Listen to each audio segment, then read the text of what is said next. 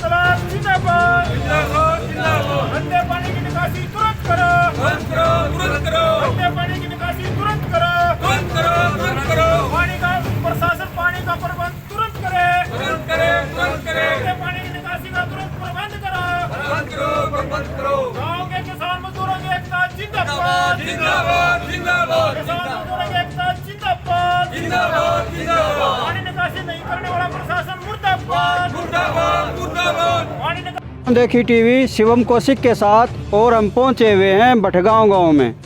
और भटगांव गांव जो है ये हरियाणा का एक ऐसा गांव है जहां गंदगी का भी ढेर लगा हुआ और पानी की जो निकासी की जो समस्या वो लगातार बनी हुई है। हरियाणा में ये एक ऐसा गांव है, यहाँ से निकलते समय चाहे बच्चे हैं, चाहे महिलाएं हैं, चाहे बूढ़े हैं, वो निकलते हुए यहाँ से डरते हैं। और डर का क्या कारण है, मेरे साथ यहाँ ग्रामीण मौजूद हैं, वे ये बताना चाहते हैं कि यहाँ की जो समस्या है ये कितने टाइम से है और क्यों है। आप हमारे साथ बने रहिए और देखते रहिए सच के साथ आंखों देखी टीवी न्यूज़। अगर आपको ये खबर अच्छी लगे तो ये मुद्दा जो है आगे तक पहुंचना चाहिए, जो प्रशासन है उसको ये जानकारी तो वहाँ तक पहुंचनी चाहिए। सर क्या नाम है आपका? सर विकास नाम है। विकास जी, ये जो पानी का जो समस्या कब से है, क्या कारण है? सर ये पानी की समस्या हर साल होती है। हर साल बारिश के दिनों में क्या होता है, खेतों का पानी यहाँ उतर जाता है, गांव का पानी यहाँ हो जाता है। और ये मेरा घर है, दिखाओ भाई एक बार घर दिखाओ। मतलब लगभग 20 दिन से हम पानी से आ जा रहे हैं। पानी क्या कीचड़ है, पूरे गांव का गंद है, ये मल आता है, यहाँ पे गोबर है, कूड़ा है, सबका यहाँ पे आता है। और इसी में से निकलना, इसी में से बच्चे बीमार हैं, मच्छर ज़्यादा हो गए हैं। डेली शाम को यहाँ पे ये डर रहता है घर में सांप ना घुस जाए, और 2 बार सांप मिल भी चुका है। बच्चे बिल्कुल रात को सोते हुए भी घबराते हैं, बाहर उठते हुए भी हमें हर तरफ मतलब चौकन्ना रहना पड़ता है। पानी आप आज तक आपने ऐसा कोई व्यक्ति नहीं चुना गांव से जो इस समस्या का समाधान कर जी सके? कोई ऐसा व्यक्ति नहीं चुना गया। हर बार सरपंच बनता है लेकिन इसकी तरफ किसी का कोई ध्यान नहीं है। हम 5 साल पहले भी पिछले बार भी यहाँ पे पानी भरा था, पूरे 27 दिन में पानी उतरा था यहाँ से। और अब की बार भी 12-13 दिन हो चुके हैं, 15 दिन। अब आगे कितने दिन में ये खाली होगा इसके बारे में कुछ नहीं कह सकते। आपका गांव पुराना गांव है, ये ऐतिहासिक गांव है, क्या ऐतिहासिक गांव का यही नज़ारा होना चाहिए? बिल्कुल जी, लोग कहते हैं 2.5 दिन का जीना है, ये इस दिन में 2.5 दिन का जीना देखो आगे। गंदगी में हमें जो हर टाइम अपने मेन गेट पे पर्दा डाल के रखना पड़ता है। पर्दा हटाते ही गंदगी की बदबू जाती है अंदर। चारों तरफ से जीना आराम हो रखा है बिल्कुल।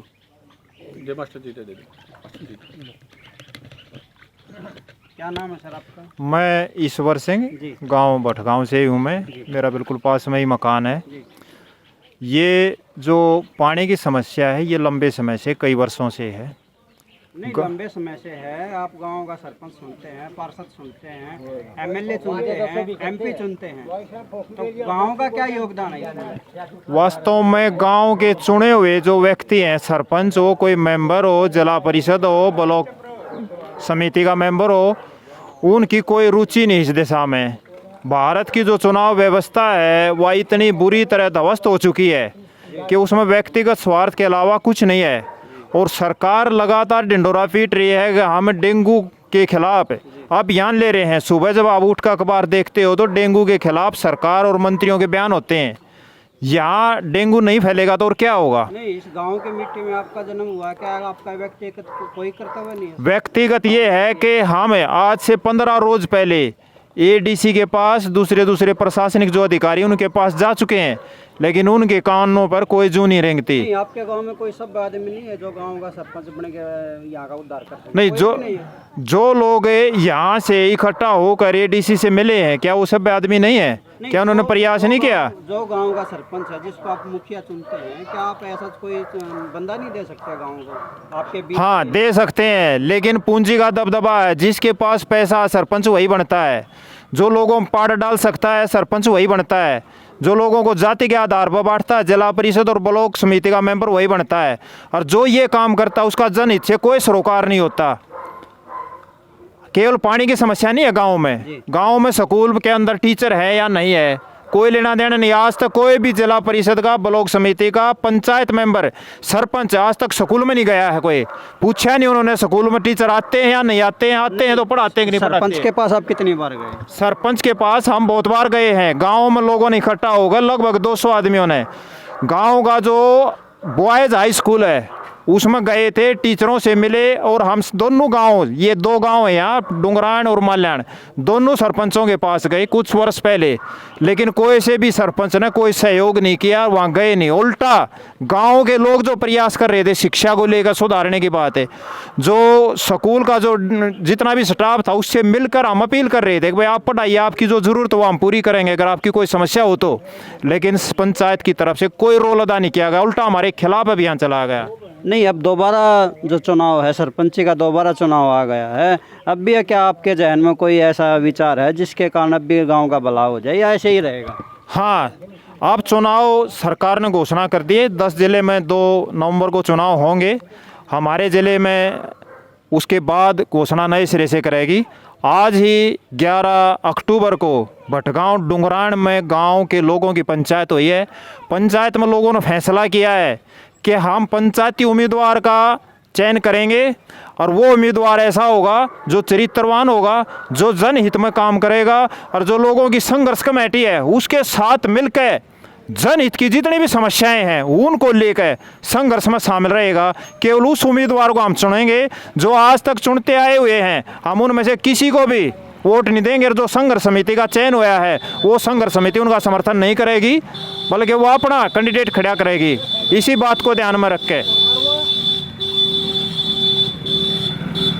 तो ये आप देख रहे हैं आने जाने वाले जो, जैसे बाइक पे भी कोई जा रहा है या साइकिल पे भी जा रहा है, पैदल भी यहाँ से कोई नहीं निकल सकता। अगर उसको निकलना है तो जूते चप्पल निकाल के यहाँ से निकलना है। और ये गांव का एक मेन रास्ता ही हम इसको कहेंगे, क्योंकि पक्का है, ये पक्का रास्ता है। ये गांव के उत्तर दिशा में गांव से बाहर निकलने का, खेत में जाने का, सोनीपत और गुवाना जाने का एकमात्र रास्ता है। इसके अलावा कोई दूसरा रास्ता नहीं है। अगर किसी ने गुवाना जाना है, सोनीपत जाना है, पानीपत जाना है, कॉलेज स्कूल में जाना है, बीमार को लेकर जाना है, तो इस पानी के अंदर से होकर जाना पड़ता है। नहीं, यहाँ जो रहते हैं, ये किनारे पे जो रहते हैं, यहाँ पास में मकान भी बने हुए हैं, तो उनके लिए तो ये नरक है। इसको सड़क कैसे कहेंगे? नहीं नहीं, नरक है, वास्तव में नरक है, सड़क नहीं है ये। उनके घरों में सांप घुस जाते हैं, हमेशा डर बना रहता है किस टाइम किस व्यक्ति को काट ले, पशु को काट ले, किसकी डेथ हो जाए। और जो डेंगू है, मलेरिया है, उसका खतरा बना रहता है। ना कोई स्वास्थ्य विभाग से कोई संभालने वाला है, या ना सरकार से, ना प्रशासन से, डीसी से। हम एडीसी से जाकर मिले हैं, उन्होंने कोई सुध नहीं ली, सोया हुआ बिल्कुल प्रशासन है, कोई मरो या जियो। क्या ये पानी बारिश के मौसम में रहता है या वैसे भी इतना पानी यहाँ रहता है? ये बारिश जो होती, मानसून जब आती है, हर साल लंबे समय तक यहाँ इकट्ठा होता है पानी। कितना टाइम रहता है यहाँ? ये लगभग 1 महीना या 1 महीना से ज्यादा रहता है ये पानी। प्राकृतिक रूप से ये जमीन के अंदर जाता है, धीरे धीरे जब पानी समाप्त होता है। हाँ जी, क्या बोल रहे हो? पानी नहीं लकड़ा तो अड़े रहेगा। अच्छा, पानी क्यों नहीं निकलता? पानी क्यों नहीं निकालते? जिसका जो रहा ना वो है अपना आगे बड़ा कर ले।